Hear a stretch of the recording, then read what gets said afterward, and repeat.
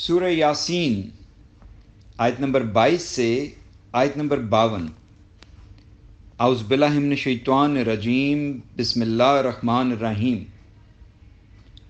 और मुझे क्या है कि मैं इस ज़ात की इबादत ना करूं जिसने मुझे पैदा किया, और तुम सब इसी की तरफ लौटाए जाओगे। क्या मैं इस अल्लाह के सिवा दूसरों को माबूद बना लूं?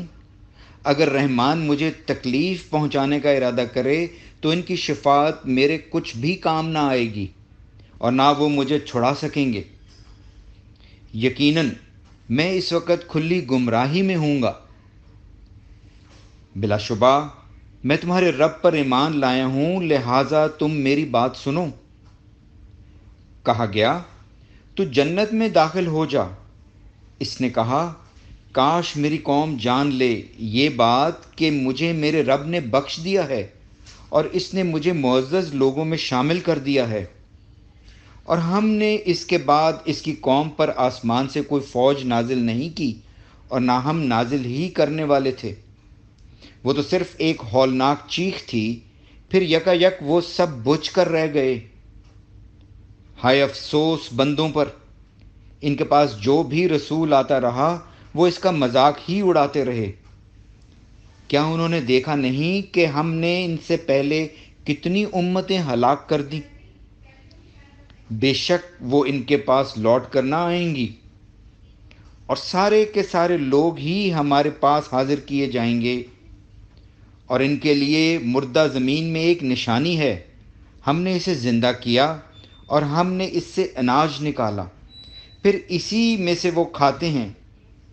और हमने इस ज़मीन में खजूरों और अंगूरों के बागात पैदा किए, और हमने इनमें चश्मे जारी किए ताकि वो इसके फलों से खाएं, और वो फल इनके हाथों ने नहीं बनाए। फिर क्या वो शुक्र नहीं करते? पाक है वो ज़ात जिसने सब के सब जोड़े पैदा किए, इन चीज़ों के भी जिन्हें ज़मीन उगाती है, और ख़ुद इन इंसानों के अपने भी, और इनके भी जिन्हें वो नहीं जानते।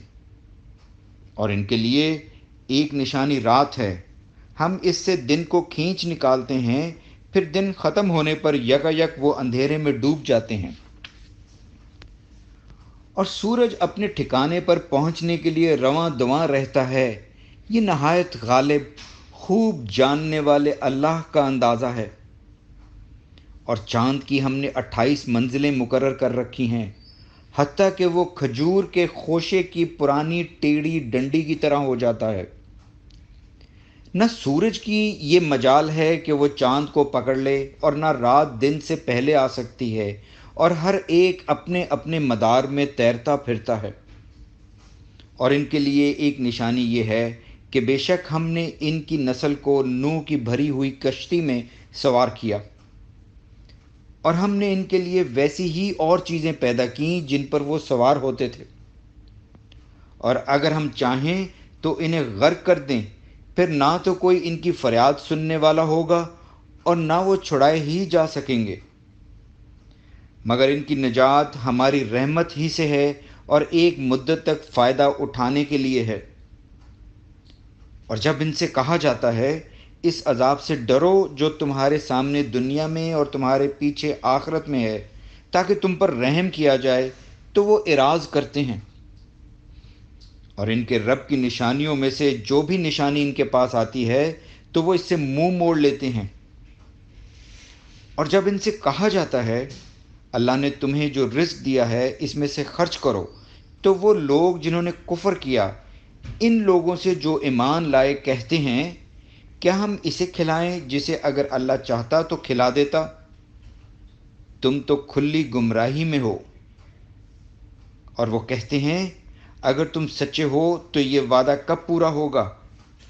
वो तो सिर्फ़ एक हौलनाक चीख का इंतज़ार कर रहे हैं जो इन्हें आ पकड़ेगी जबकि वो आपस में झगड़ रहे होंगे। फिर ना तो वो कोई वसीयत कर सकेंगे और ना अपने अहलो अयाल के पास लौट ही सकेंगे। और जब सूर फूंका जाएगा तो यकायक वो अपनी कब्रों से निकलकर अपने रब की तरफ तेज़ी से दौड़ेंगे। वो कहेंगे, हाय हमारी बर्बादी, किसने हमें हमारी ख्वाबगाह से उठा दिया? यही तो है जो रहमान ने वादा किया था, اور رسولوں نے سچ کہا تھا۔ الحمدللہ۔